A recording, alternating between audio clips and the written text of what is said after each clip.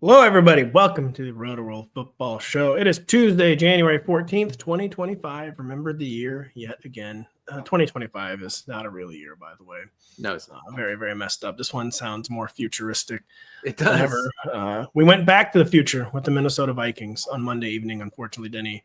Yet another playoff rug pull. Yet another fell for it again award. Vikings not even competitive against the Rams. Sam Darnold, too. Like, what's the Scooby-Doo meme? You know, they rip off the mask or whatever. Yeah. Like, you rip off the Sam Darnold mask, and then underneath, it's Sam Darnold. It's Sam Darnold from the Jets. Yes. More baby-faced and without the red beard. There was a throw. So there was a throw last night by Darnold. You probably remember it. It was to Jalen Naylor in the middle of the field. Oh, yeah. Aikman said, like, that probably is a house call if he completes it and the safety takes doesn't take a perfect angle on the tackle, right? And then the camera pans to Darnold, and Darnold has the eyes, right? The scared eyes, the eyes of like looking around, being like, "Can someone fix me?" Because I don't know what I'm doing anymore. I honestly, like, last week against the Lions, it felt over, and then within like a few minutes of this game, you just looked at Darnold and you say, "Oh, it definitely is over." So that's a preview of what. So I was going to ask you what we think about Sam Darnold's future. Apparently, you think it's over. We'll get to that in a minute because he'll be paid. Yeah. No, it's over. So yeah, that happened on the Naylor missed. Even the Hawkinson house call required like a Matrix level catch. Yes, it TJ did. Hawkinson, that wasn't a good sign. So we'll talk about the fallout from that Vikings playoff loss. We'll talk about the coaching carousel, as it were. Mike McCarthy. Man, this is the most Cowboys firing ever, where they don't actually fire him. They just allow his contract to expire. And now, in very Saints and Bears developments, the Saints and Bears want to interview him for head coach. Denny's absolute favorite, and he loves this nickname so much, Coach Prime. We love it. Being connected to the Dallas Cowboys, Denny's head would not explode if Coach Prime were to end up in Dallas. We'll talk about that. Talk about Mike Vrabel arriving in New England, pledging to establish the run. Denny, check your text from Kyle Dvorchak. Then we'll check further fallout from the weekend. Russell Wilson, like, how sustainable is this? Or how tenable is this? I think is the word I wanted. Is George Pickens any good? Could he be traded? The Packers, is Jordan Love good? Man, Matt LaFleur said he was good. I was glad to see Matt LaFleur actually did vouch for him on Tuesday. So we'll talk about Jordan Love's performance. We'll talk about the Saints. I wrote Saints LOL because of who they're interviewing, and they're trying to be brave about Derek Carr, remaining brave about Mickey Loomis. Then maybe some other talk if we have time for it. Real quick, though, Denny, there is breaking news. Yeah. To begin the show. A name brand player has been released. This is shocking. This it is. Came across the wire. Can you tell the folks about it? I can. I hope everyone's seated. This is the kind of news that hits you hard. Longtime Texans receiver Diontae Johnson has been released. But this state, it's after they were eliminated, which is kind of, oh man, they're still playing. Oh my god! I forgot that they're still playing. I know they are. I know. I mean, let's be real, they're not. But, no, I mean they're not. Obviously, it's over. But that's so funny. That is so. Look, we're talking about a guy who started the season as a very much sought after fantasy player, right? For the Panthers, he was supposed to be the alpha wide receiver one for the Panthers. I was in. Listen, I had a good year in fantasy. I had a lot of good calls. Yeah. I was very much in on Diontae Johnson. Yeah, right. And then, I think I wrote him up when Andy Dalton took over in Carolina. I was like, no, just wait. And it was happening, and it was all coming together. And then they got tired of his BS, and they released him. And then he was picked up by the Ravens, who had him play, I believe, 2 games, and then had him as a healthy scratch, and then Harbaugh wouldn't talk about him, and then they released him. And then he was picked up by the Texans, who he was there for 3 weeks, I think, and he played in 1 regular season game. Yeah, 2 games total. And then last week he was supposed to be. I think Bobby Slowick, the offensive coordinator, said, hey, they're going to feed him. That was kind of. He said Diontae said it's Diontae time, so we're gonna feed it to him. He barely played, and now he's off the team. So. Looking forward to a 5th Diontae Johnson team next year. Obviously, this guy thinks he's better than he is. A 5th Diontae Johnson team has appeared on the Pro Football Reference, Denny. So Diontae, it was actually 4 games to the Ravens. Oh, okay. Over under 1.5 catches when he was a Raven.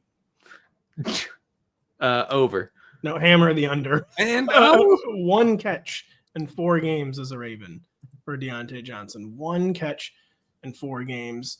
Let's see. Reading a tweet real quick. Aaron Wilson, Mr. Texans, with Diontae Johnson now cut by the Texans Ravens. He was suspended. Blah blah blah. After games, if he wasn't involved to his liking, he was highly upset and had to be calmed down. Pattern continued in Houston, and now he's off his 3rd #NFL team of the season. That is Aaron hashtagged NFL for us. Yeah, well, thank goodness, because we wouldn't be able to find it without that. Yeah, that is it is something. Like I said, Diontae Johnson sees himself as elite, and NFL teams see him as totally disposable and replaceable. Yep, it is always Diontae Johnson time in his mind, and never Diontae Johnson time for him. By the way, this guy's gonna turn 29 in July. It's like Really? over. Yeah, he's never playing again, obviously. Wow. Because you can't come back, even if you like remake yourself or whatever. I don't think you can really come back from 3 teams in 1 year at the age of 28. I mean, you have to be really good to do this.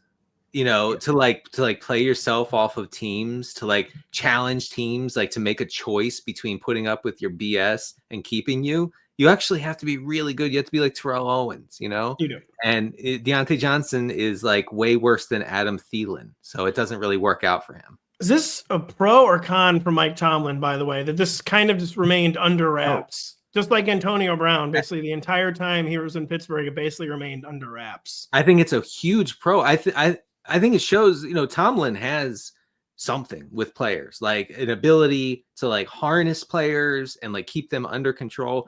We're going to talk about Pickens in a moment. I would guess that Pickens with a weaker head coach, would have been tossed off the team in September.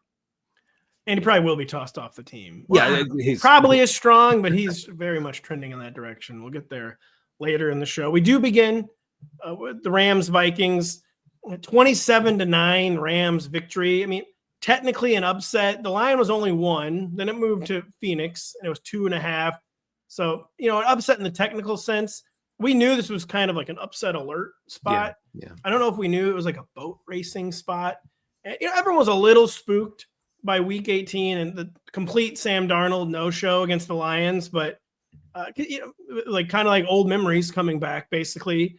But I think even like the haters, like the haterist of haters, and even like the most analytically minded, everyone kind of converged like whatever, it was 1 game. Like even like we know we can't like judge this just based on 1 game. Sure. And then it was not 1 game. It was 2 games, Denny.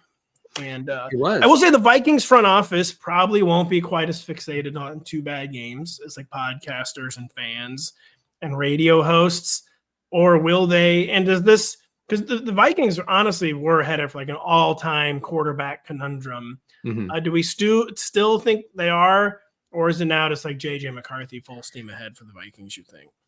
I think postseason games come with such gravity and such weight that everything that Sam Darnold did through the regular season has been erased now. And whether that's fair or not, I don't know. I would say it's unfair, but that doesn't matter. It's the same way that Super Bowls are the only thing that matter for quarterbacks. Postseason performances and end of season critical games, they weigh more heavily than a regular the week 7 win against the Niners or whatever. Okay. And so you have Sam Darnold, who, I'm just looking at the stats from Wild Card Weekend, not super anymore, by the way. Thank goodness. So Justin Herbert had what by many metrics was the worst game in NFL playoff history. Okay. And yes, I know Chargers fans, a player dropped the ball. Chargers fans. No. They're out there and they're mad. They're mad as hell. So Herbert, worst EPA per dropback of the week, but not by much, by not just barely. Sam Darnold's right there with them. And so if you thought that that Herbert played poorly, I mean, Darnold was right there. So we're talking about a guy who completely collapsed in the only 2 games that really mattered this season. And that's really what it is that it wasn't just a bad game last night. Brett Favre had some hellaciously bad playoff games, like against my St. Louis Rams once. He had maybe the single worst. I think it was 3 pick sixes. Weren't we talking about this? Yeah, it was an amazing thing. I believe he threw 3 pick sixes at the Dome in St. Louis. But you can have, if you're a player like Brett Favre, even Brett Favre with all his baggage, like no one really got that fired up about a bad playoff game. It's like, whatever, that's Brett Favre for you. The fact that Sam Darnold didn't just have a bad game, he had a Darnold game. Yeah. So it was like his flavor of bad game, kind of just like showing he had not grown out of it at all. Like you had Paul Allen, the Vikings radio guy. I heard some of the clips this morning, like honestly, almost in tears, just like, throw it, man, release it. Like this would not throw the ball. I don't know how is the Rams coverage so good, by the way? Like it seemed like no one was ever open, but like he would just not throw the ball. It was insane. It was like actually painful to watch. It was. You just knew like a Mack truck was coming to hit him, and like it was pain. Like dude, like he was. Scared is not the right word. We know he wasn't actually scared. He was a deer in headlights though, and exactly like we saw in those Jets. It was like a complete reversion. It was like he was de-aged basically. Like he had lost all of his experience and wisdom he gained in those intervening years. And it was painful to watch him not cutting it loose. It was frankly insane. He was, and that's going to loom very large that it was a Darnold game. Absolutely. Yes. He looked bad in the ways that we remember him being bad. Yes. And that's what you cannot do. That is what you cannot do. That's a good point. On the fourth pump fake, you're just screaming. Yeah. I mean, I think we're all screaming, please just throw the ball from the love of my DFS team. Yes. Throw it. Yes. That too. Darnold top 5 in completion rate over expected for the season. Doesn't matter. Fake stat. No. That obviously doesn't matter. Over it's a good stat, by the way. I like it. Over his final 2 games, the collapse games, his expected completion rate was 66%. His actual completion rate was 54%. So that's a huge drop off, and I think it'll matter a lot. And yeah, to going back to like the season writ large. So I said last night it was like a Darnold game and kind of undid all the good work of the regular season.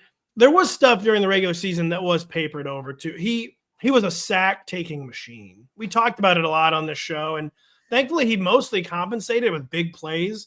But that was like an early career bugaboo that just never went away for Darnold. Mm-hmm. You know, whatever. I'm sure the line was bad. Blah blah blah blah blah. He was a sack taking machine essentially all year, and then the fact that he had a sack taking baseline.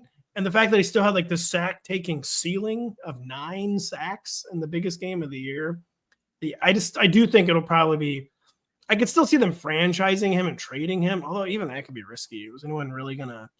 I guess people might trade like a 3rd-round pick for Sam Darnold still, but so he could still get franchised by the Vikings and then tag and trade for. I think it's a tag and trade. I do not think Sam Darnold will be on the Vikings roster Week 1 next season. I've decided. I don't think so either. As far as the sacks go, I have some numbers here. Sam Darnold took 48 sacks on the season. Only Geno Smith, Caleb Williams, and CJ Stroud took more sacks. Caleb took 68. By the way. Caleb took a lot. Denny. I will say, just for context purposes, Sam Darnold was sacked on 20% of his pressures. Which is near the bottom of the league. So I don't know if it was all his fault, but I mean, Kevin O'Connell came out after the game and said, we have to fix our pass protection and the interior of the line.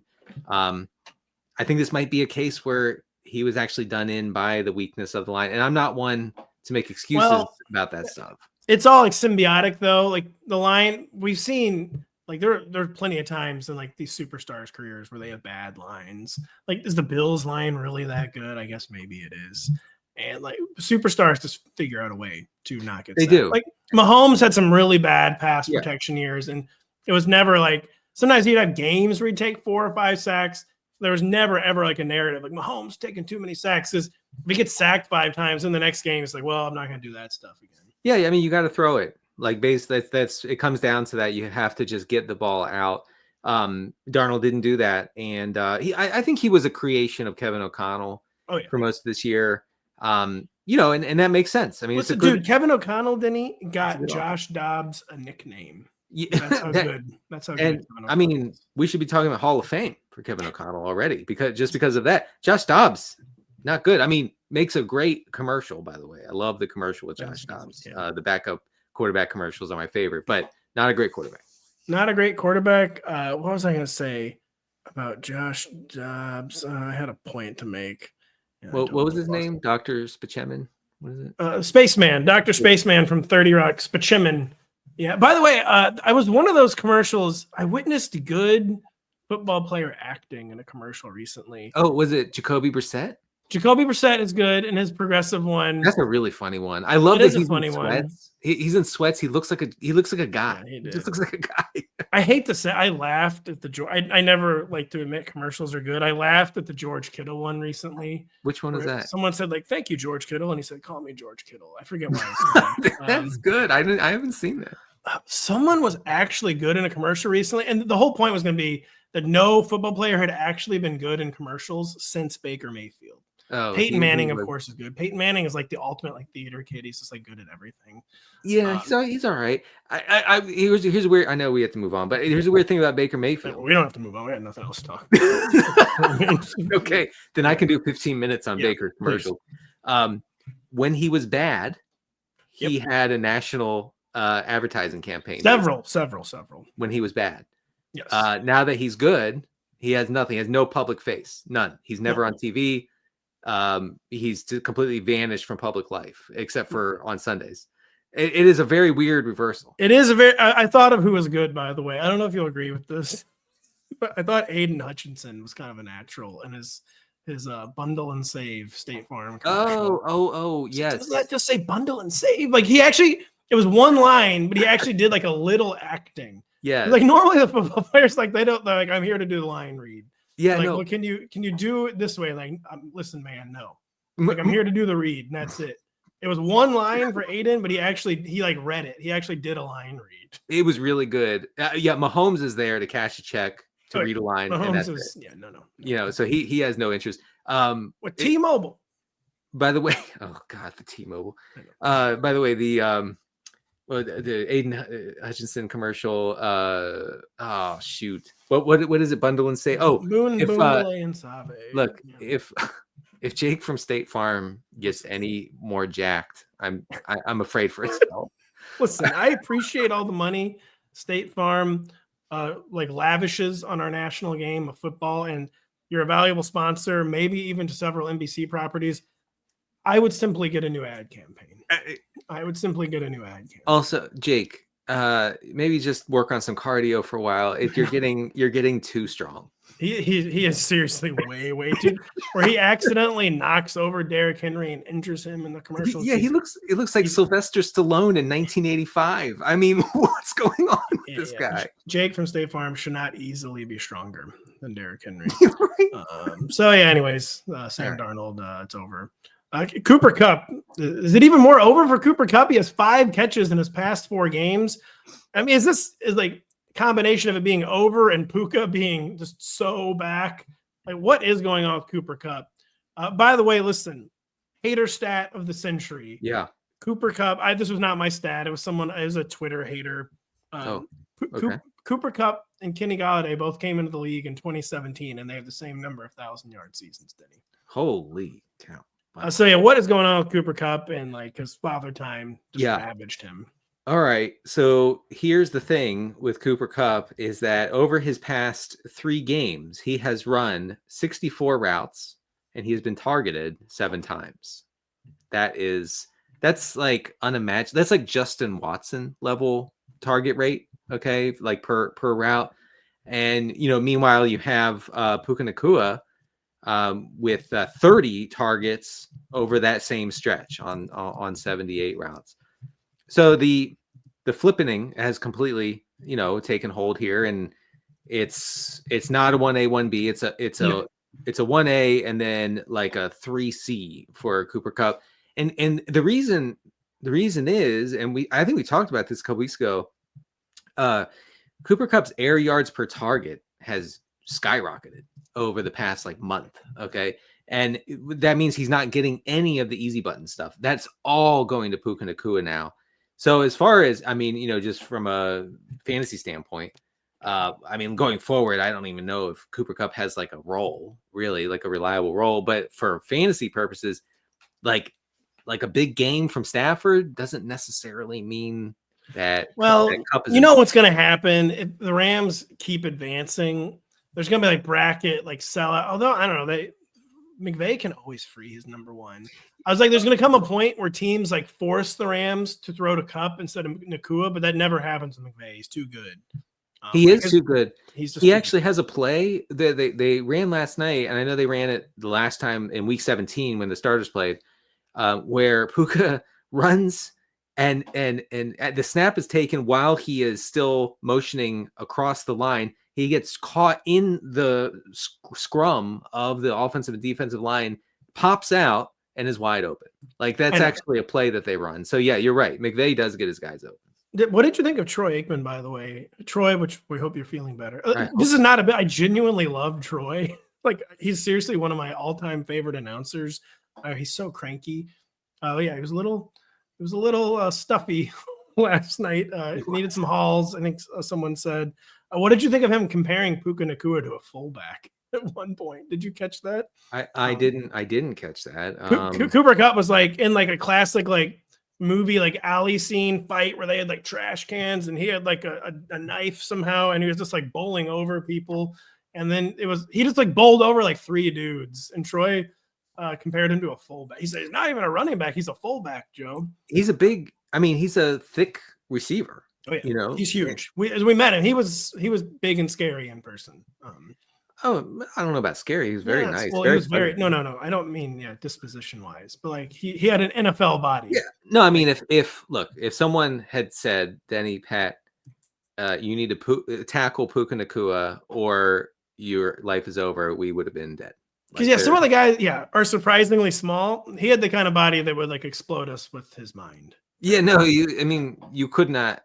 Like he is impossibly thick, and that's why I liked him coming out of college. Was that he wasn't necessarily like huge, but he is built in a way kind of like Tyreek Hill, where again not huge, but very stout and hard to bring down. And his efficiency metrics keep getting better, and I'm wondering when that will stop because it's actually gotten to a point of insanity at this point. I think Puka's a lot taller than like Tyreek. I think he's like way taller than Tyreek, like 4 or 5 inches taller. Wow, Puka's pretty big. He's like 6'2", just for the record, Denny. So what? Tyreek's 5'8". Tyreek's like 5'9". Yeah, maybe 5'8", to be honest. Yeah, anyways, no way to know. No way to know. Good time to take a break. We'll be right back after this. Watch the biggest names in sports talk, including Mike Florio, Dan Patrick, Dan Lebitard, and Matthew Berry, as they cover the biggest moments on and off the field each weekday on the NBC Sports Now channel. It is now available on Peacock and free on most streaming platforms. Learn more at NBCSports.com/now. Curious they don't put Denny Carter in that. I'll have to check that out. Yeah. No Denny though. You're not allowed on. Maybe we are on NBC Sports now. Actually, I mean, I'm gonna look into it powerfully. See if we're there. Look into it very powerfully. Jerry Jones finally looked powerfully into firing Mike McCarthy. Except like a few other people I know in American life, he couldn't actually fire him. He kind of waited him out, and it's like couldn't actually do it.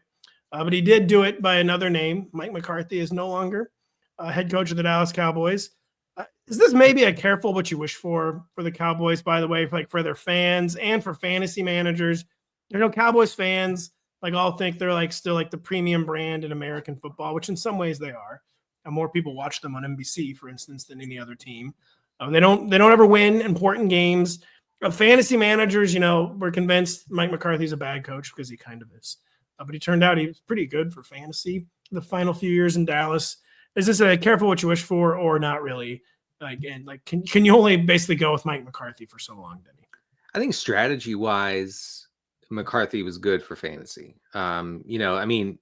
He really going into the 2023 season, he had talked all offseason about establish, and then the Cowboys were by far the pass heaviest team in the league that year. So that was a nice surprise, and it kind of hinted that that he would let it rip with the passing attack led by Dak Prescott, and that was actually great for fantasy. So I'm not going to complain too much from that standpoint. As far as managing the team, having the respect of the players, doesn't exactly look like that. I don't know. Sometimes it doesn't look like that, but on two fronts that So like we talk about like fake sharps. Mike McCarthy always kind of pops as maybe like a secret sharp, didn't he? Like in some really obvious ways, he does not. Like his system is not innovative or whatever. It is consistently productive. And just on the secret sharp front, we probably do have to acknowledge that he's now twice made Cooper Rush like manageable. Yeah. Like where like Cooper Rush has not been a death knell in 2022 and now 2024 for the Cowboys skill players, where he made like Cooper Rush somewhat viable. And they were getting humiliated midseason this year, but then they didn't give up and they kind of went on a run, like not at all like a playoff run. But I do think he's like such an easy target. You know, he just like looks so ridiculous that sometimes we probably underrate Mike McCarthy, like very much including myself, where like Arthur Smith, you know, you say Arthur Smith, what's the first thing? It's like a call and response. You go, Arthur Smith, I say Arthur Smith, you say fake sharp. Mm-hmm. Like I say Mike McCarthy, you say secret sharp, Denny. Am I right? Come on, let's get it trending. Let's get it trending. You love getting things trending. And I'd be for that. Yeah, let's get on this secret sharp Mike McCarthy. I actually think he would be best as an offensive coordinator, but I know that that's not going to happen. That'll never happen. It makes me think that because he could make Cooper Rush somewhat viable, he might be able to make Caleb Williams viable. But I do think Caleb believes it's Caleb time at all times. So I'm wondering if he can actually. Well, that's because it is. I wanted to interject when you were talking about the Darnold sack taking, and you correctly pointed out that Caleb Williams was first in sacks taken. So this might be totally galaxy brain take. So Sam Darnold not releasing the ball, just getting hit. Caleb Williams wasn't releasing the ball, and he was getting hit. Like Darnold, I feel like was always like in the pocket, where Caleb was at least like he was like Sam Darnold. I feel like was like crumbling and like genuinely cracking under the pressure. Where Caleb I thought was like kind of the opposite, where he was like viewing the pressure as an opportunity. He's like, this is gonna be awesome, man. Yeah. It was not. Right. So I do think there are slightly different flavors of sacks where Sam Darnold like freezes. Caleb goes like hero mode, and of course, it's still a sack in the end. But I viewed his brand of sack as like slightly different than Sam. This could be crying and coping though. Of course, that's a little coping. I mean, it's a lot of motion and a lot of running around for nothing. He's getting Fitbit steps. He's trying to get steps. Like I watched a lot. You know, I hate to be the guys like I watched, but I did. I watched a lot of Bears games. I was forced to.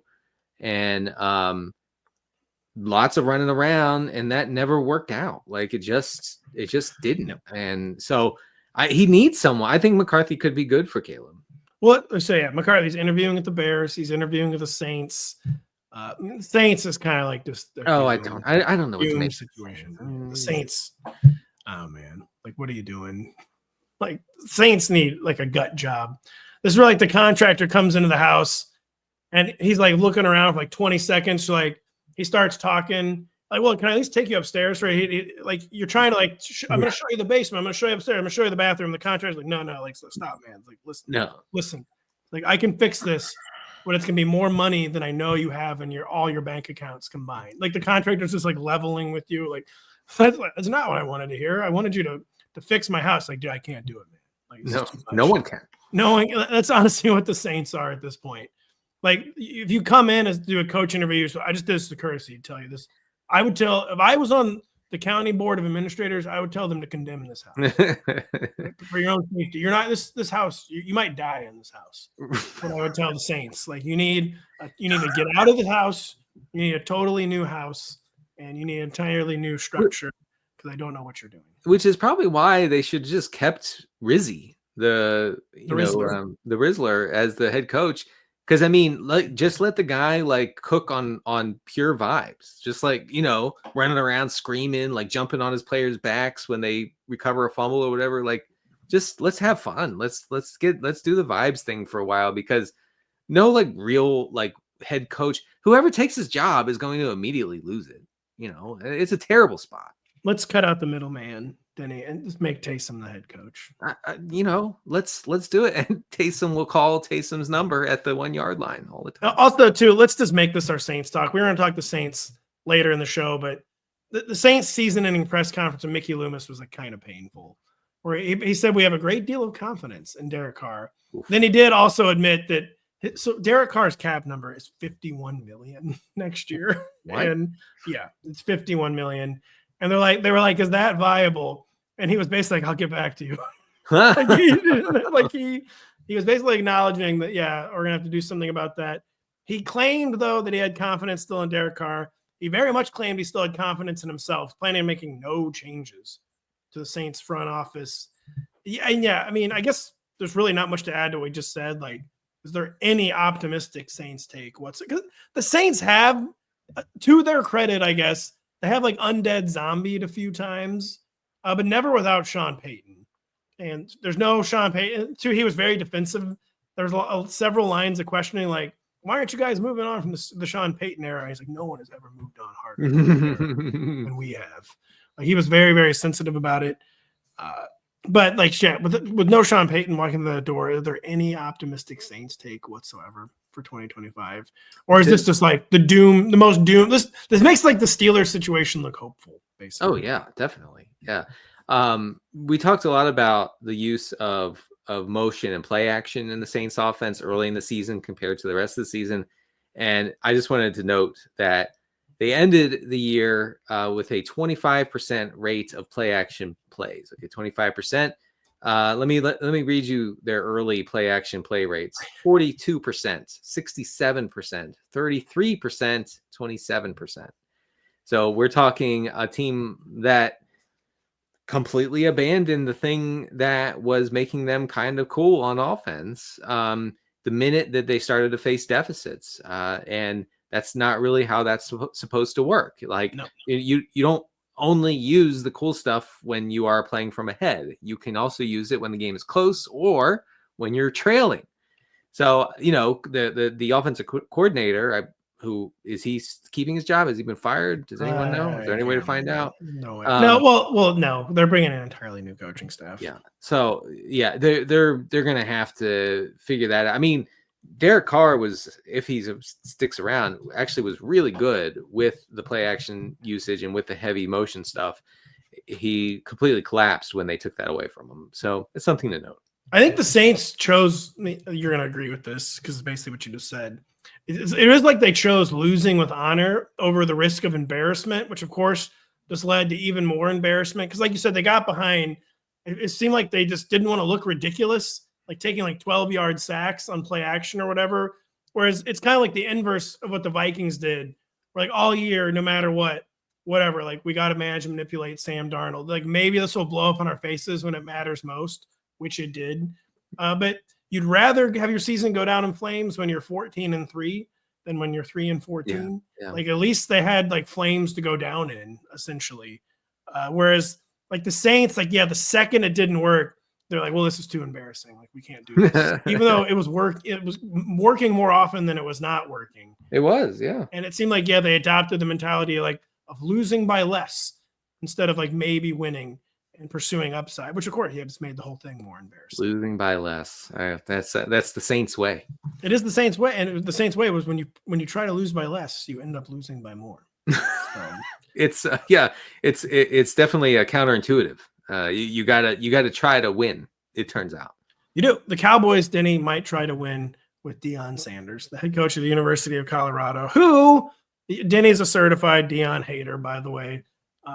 Listen, they were better. They'd won one more game. They would have been in the playoff this year. They did choke then spectacularly and then did get absolutely annihilated by BYU in their bowl game, even though Shador and I believe Travis Hunter played in that game. Coach Prime, I honestly still consider him intriguing. It's probably still a house of cards that will instantly collapse. I mean, would this just be it feels like an all-time fiasco in the making if he comes to the Cowboys. Do you have any thoughts to add on this, though? I actually, I'm not so much a Deion hater, besides the fact that media members are calling him Coach Prime, and I just think that is it's just bad. Completely beyond the pale. Like, here's the thing, reporters and pundits. Deion Sanders is not your coach. He's not your coach. You don't play for him. You don't have also an adult. You're an adult human being. You're not a child. Don't call him coach. He's not your coach. No. He's the coach of young men at the University of Colorado. There's always this problem with Belichick, by the way. They would call him coach sometimes. Okay, and when I was a kid, I used to refer to him as prime time. It's true. Okay, I believe if I had been an adult in the 90s, I would have just said Deion Sanders or perhaps Deion, but I would never ever call him prime. No, I know Coach Prime. No, I wouldn't call him prime. I will say I don't mind if you're esteemed in your field. I don't mind an honorific necessarily. Like if I were in Nick Saban's presence, I'm sorry, I'm not calling him Nick. Just would straight up not. I would probably call him coach, just to be honest. I don't think it's entirely ridiculous. I'll say, you're gonna tell me, say you get seated, you're by Nick Saban, on a tourist bus somewhere. Would you seriously call? You wouldn't call him Nick. There's no way in hell you'd call him Nick. Yeah, that's not a bad point. You're making good points. I would call him coach. He's coach. Nick Saban is coach. I'd probably say Mr. Saban. I would maybe say Mr. Saban, Mr. Tomlin. Those kind of guys are coach. When I was a kid, I once met Jimmy Johnson, and my dad was with me. And my dad was 43 or 44 years old. And I said, hello, Mr. Johnson. Good luck today. They were playing the Giants that day. The Dolphins were. And he said, hello, Mr. Johnson. So that's probably what I would do. That might be for the best. Yeah, obviously you're not calling him Nick. I would like to think maybe I'd call him Mr. Saban, but I'd probably call him coach. He's coach.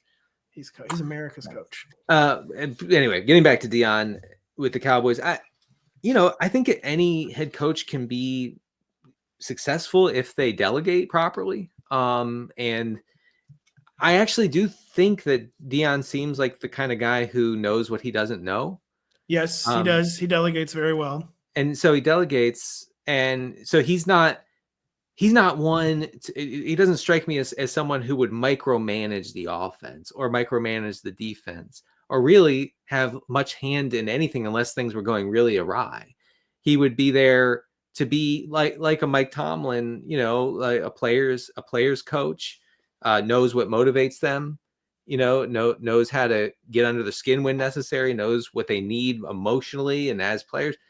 He strikes me as that sort of guy, and so I guess that could work. I actually, after thinking about it before the show, I'm not going to write this off as a PR stunt. I actually think I don't think it is either. Wow.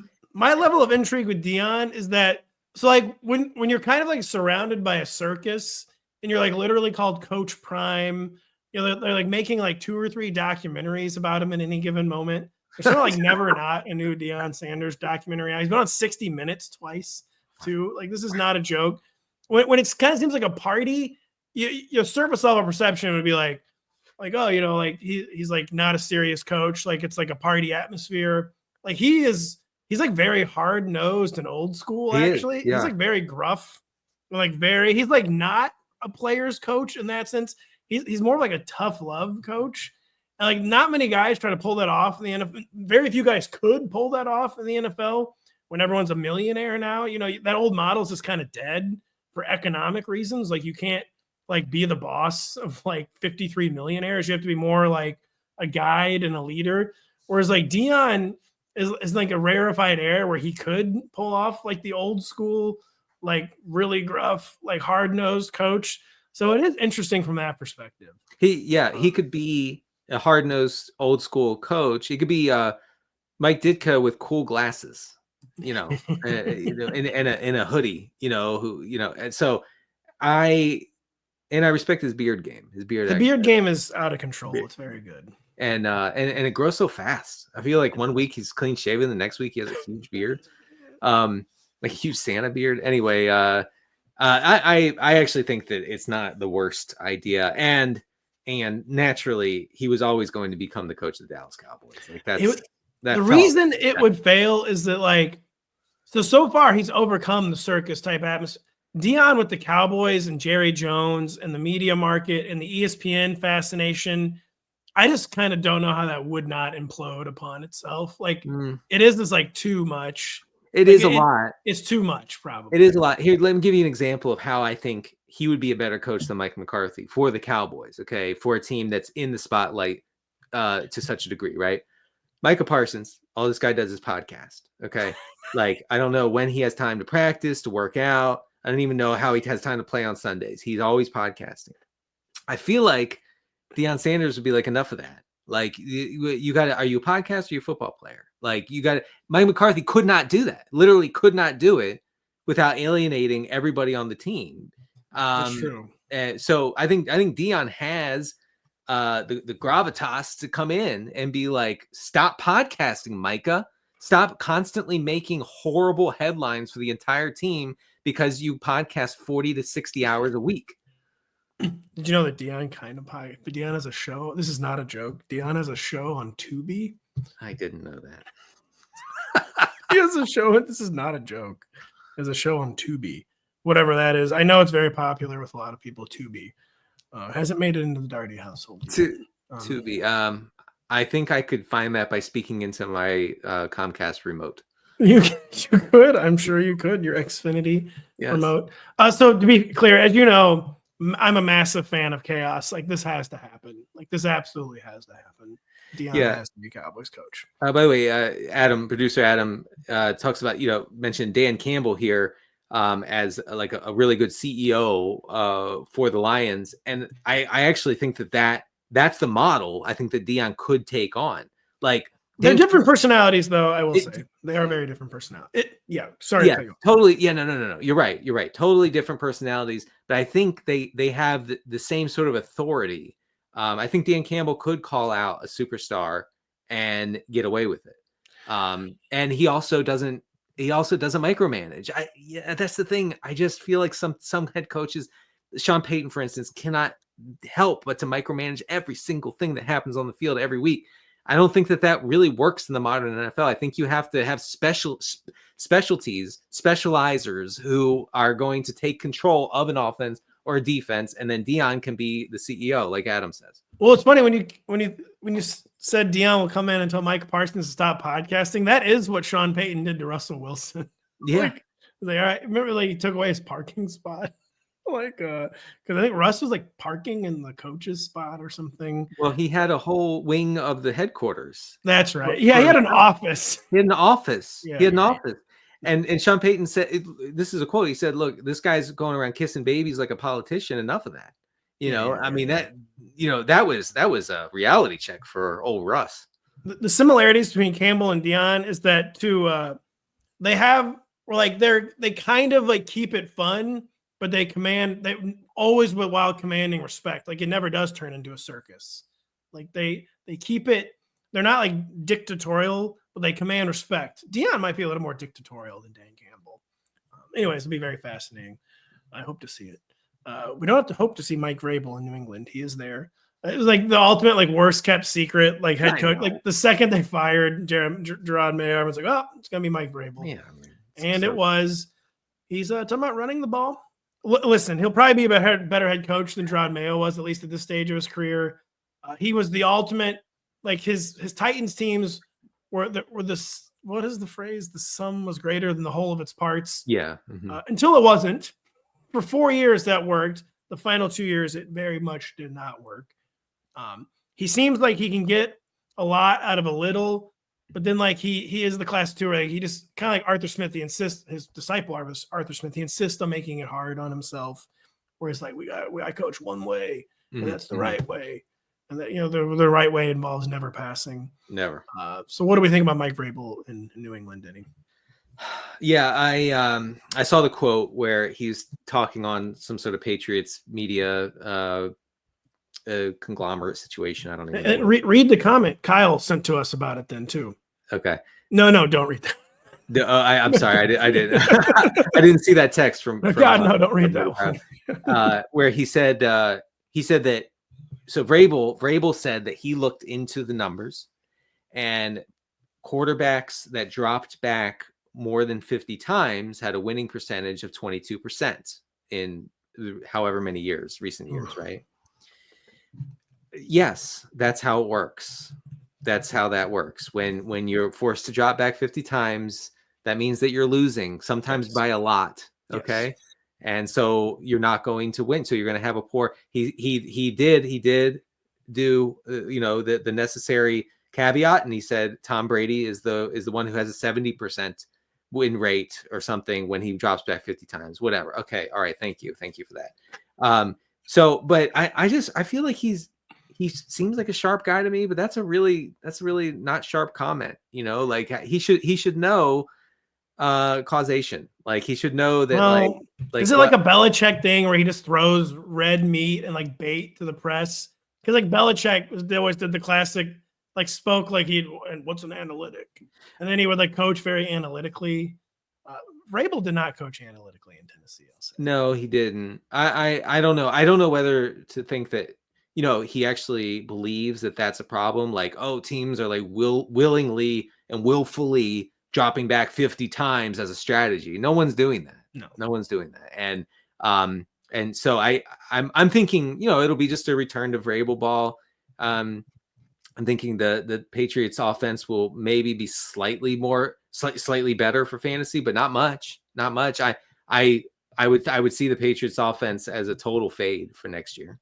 Oh yeah, the Patriots offense would have been a total fade, to be frank, even if like they had hired Kyle Shanahan. Maybe not if they hired Kyle Shanahan. I guess no way it would be a fade then. But this is a rough situation, even with Drake May. This is a rough situation. It was going to take a special offensive coach to like make it viable for 2025. Mike Vrabel's not going to do that.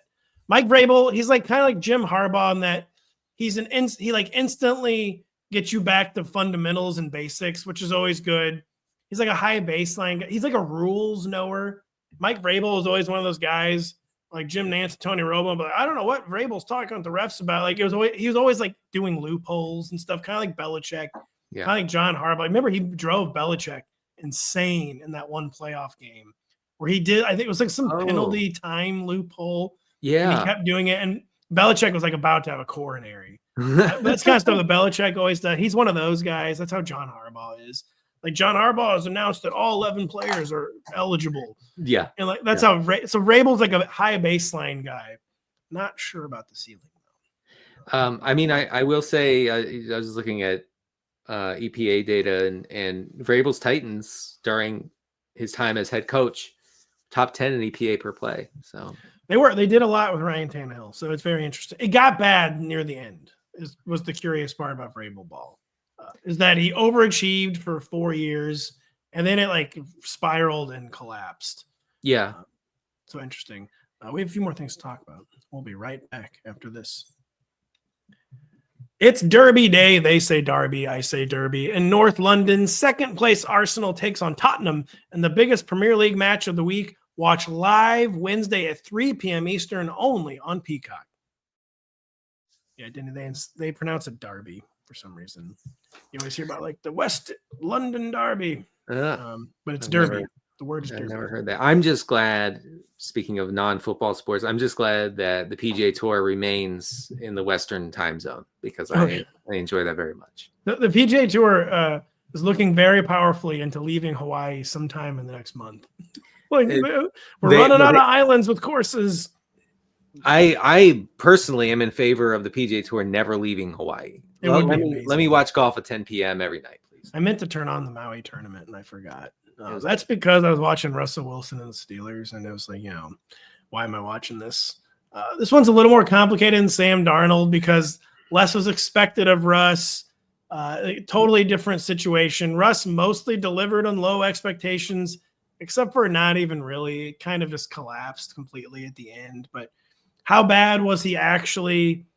Not a good supporting cast. And I guess this tie this into, is George Pickens good? Will Russell Wilson be back? Should Russell Wilson be back? What is your state of the Steelers speech? Yeah, as far as the quarterbacks go, Mike Tomlin said on Tuesday that he would consider bringing Justin Fields and Russell Wilson back, but there was a lot of things to be determined. I'm guessing, including Tomlin's status as the head coach. So I would expect neither of those guys to be back. I will say that if you look at dropback success rates, Justin Fields was way, way better than Russell Wilson was. He was 21st out of 42 qualifying quarterbacks. Russell Wilson was 33rd. And it was a huge gap. So they panicked really quickly. They did.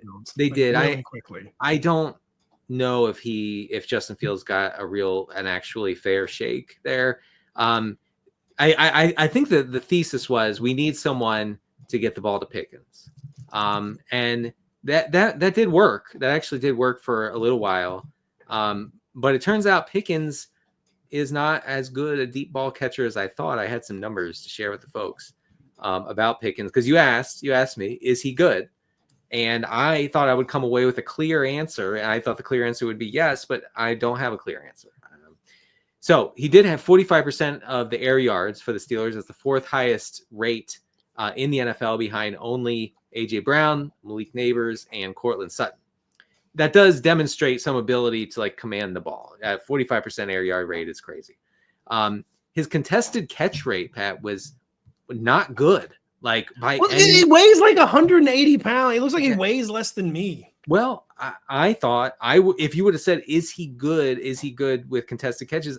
I would have said, just watching, yeah, I think he's probably good. But he had a 40% contested catch rate. Okay, so he caught 40% of his contested targets. That's in the range of Quentin Johnston, famously bad at that, and Marvin Harrison, who at least this year was actually bad at contested catches. So that to me is a red flag. For a guy who's supposed to be a downfield like dog, that it didn't work out this year. I think Denny, with the contested catches and Pickens, he had a lot of really good looking. Basically, like if the ball was on him, like if Russ successfully dropped it in over shoulder, he could like catch it with one hand. If he had to do like any hand fighting, then he was not. So I feel like he caught a lot of balls in tight spaces, is why he feels like a good contested catch guy. But like when it comes to like the hand fighting or like going up over the top, he's not good at that. I feel like he like if basically the ball was there, he would catch it. Like he was not going to like get the ball. I think that's maybe where the disconnect is.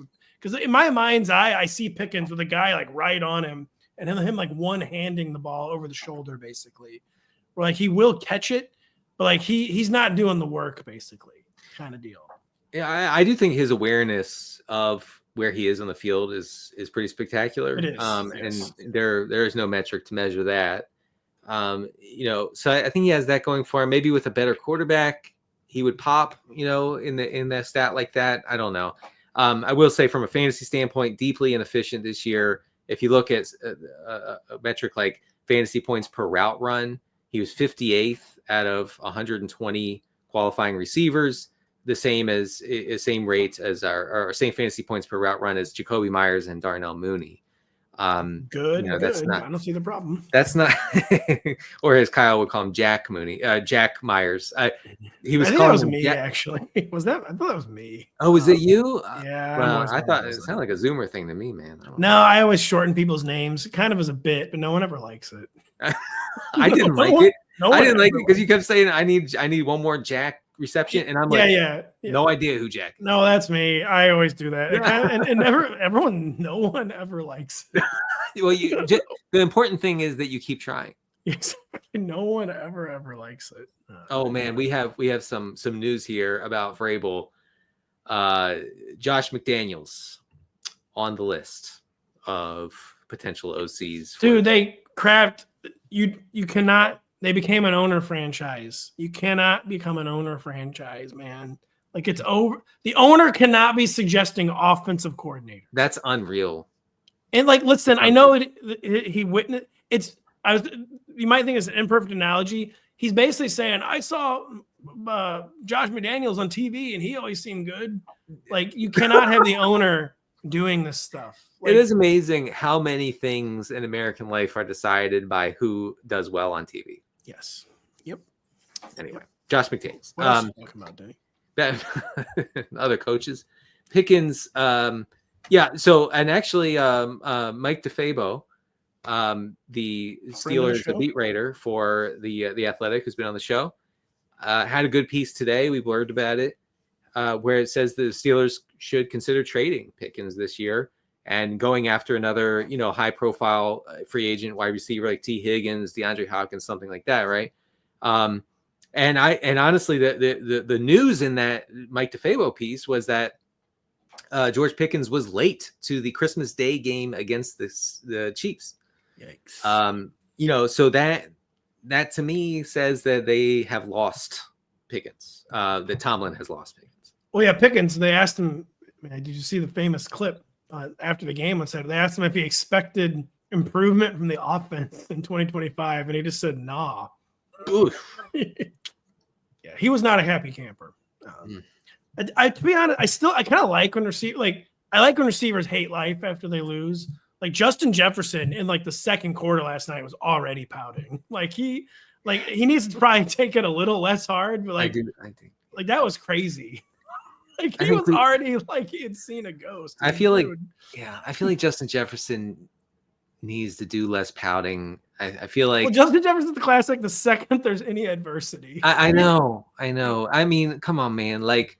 There was a point where they could after the Hawkinson touchdown, they had a little bit of a window there, and Justin Jefferson just seemed like just really perturbed about the whole thing. He's kind of a front runner right now more than he is a dog. He needs to up the dog levels a little bit. I mean, you gotta it's okay. Sometimes you're down by multiple scores and you simply come back.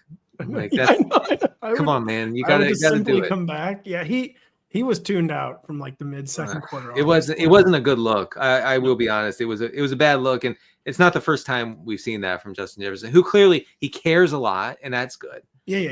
I think you think about a guy like, I don't know, Jerry Rice. He cared a lot, and he would try until the end. And I don't know if you got to get angry instead of sad, basically, is the difference. Even AJ Brown, more gets angry. He doesn't get sad. He gets angry. You need to get angry and not sad. Justin Jefferson was visibly sad. It's dude, yeah. There's 3 quarters left. Yeah, right. Yeah, you gotta get up, man. He was visibly sad. It was honestly pretty insane. Maybe he should read a book on the sideline AJ Brown. He should. It was weird. I don't know if I'd ever quite seen that. A superstar. He almost looked like he was on the verge of tears. It was weird. It was crazy. Yeah, it was a little weird. Yeah. Do we have any time to talk about Jordan Love, or should we just? Yeah, I have a couple things on Love. Tell us. Yeah, Jordan Love, one of the weirdest seasons ever, basically. Yeah, never got in rhythm. He was hurt a lot. They didn't put the offense on his shoulders. When they did, he threw a lot of picks. What's the state of the Jordan? It was not a good season, just overall. Obviously, Matt LaFleur talked with reporters on Tuesday. He asked the following questions: does Jordan Love need to play better? Does he need to coach him better? And does Jordan Love need more players around him? All 3 answers were the same. Quotes: absolutely. I feel like that's not the biggest vote of confidence for Love. I don't know. It's not. He's not condemning him, but the fact that he actually does have a pretty good crop of receivers around him. Timeout. Okay. Shaq, timeout meme. All right. No, he does. These receivers are all bad. Okay. We thought it was a classic. We thought they were good because they occasionally made the PPR machine go burr. I'm dead serious. I think that is what happened with this. And I talked about this a little. Kyle, bring him home. So I told Jerry, bring him home with regards to Deion Sanders. The Packers, bring him home. Who do they need to bring home, Denny? Devontae. Oh, Devontae. Bring him home. Bring him home. Bring him home. Yes. Oh my gosh, please. Bring him home. So Jordan Love actually had a little bit of an NBA profile this past year in that it was 3 balls and layups. Yes. He was 9th in check down rate. And he was 2nd in deep ball rate, only behind Anthony Richardson. He was middle of the road in all the intermediate passing metrics. So it's not clear if he's not clearly excellent or bad at the intermediate stuff. It's just that he really wasn't trying that. But it turns out, Pat, he's not a very good downfield thrower. He has a 39% completion rate on passes that go more than 20 yards downfield this year. He had a 39% completion rate on those passes last year. And then the most frustrating thing from just a fantasy standpoint, I guess, the Packers were 20th in pass rate over expected from week 7 to week 18. Week 7 was Jordan Love was all the way back. That's why I chose that as a cutoff, all the way back as far as health goes, right? So 20th in pass rate over expected. They passed the ball at a league low 43% rate on early downs over those 11 weeks. Okay. The league low. Okay. This did not involve Malik Willis at all. Yeah. Here's the maddening part. So they're never passing it on early downs, and they were second best in dropback EPA on early downs. So they actually had success doing it and then never did it. And I can't explain that. The only explanations, maybe there was weird head games going on with themselves. And I wouldn't be shocked. I said this to Kyle. If Jordan Love is the kind of guy who, like, a week after the season's over, they announced, he's undergoing 2 surgeries. Oh, like if he just was never really healthy after getting hurt so many times. Yeah, I think maybe there's some of that going on. But yeah, it was confounding. It was confounding at the time. We weren't the only people to say this. We said it at the time. It was like, yeah, it would maybe just put a little more on his plate. But maybe he wasn't healthy. Maybe the receivers just genuinely are not good. Right. They've all had several opportunities at this point, and none of them have really seized the day. And yeah, I think they need receiver help. They need to bring him home. I mean, yeah, Christian Watson would have been a help, but he's never around. He's never available. No. Romeo Dobbs is fine, but not particularly good at anything. Jaden Reed is a gadget player, I think, mostly. Yeah, he's a gadget guy for sure. And yeah, so I guess you're right about that. We had a few good PPR outings, and we did. Yeah, exactly. No, I'm serious. Like, we declared them good. I don't understand. He was good for me in PPR down the stretch last year. How is he not good in real life? Good. Yeah. Bring him home. Jerry, bring home Prime. Green Bay, bring home Devontae. That'd be pretty cool. Danny, I dare you not to call him Coach Prime in person. I dare you. I'm praying that I never am faced with that prospect. No. So a lot of good stuff today. There'll be more good stuff on Thursday when Kyle Dvorchak joins us to preview the divisional round in its entirety. Maybe have some coaching news to get into. Then we'll have articles to talk about then. So for Denny Carter, I'm Patrick Daugherty. Thank you so much for listening. We'll be back with you very, very soon.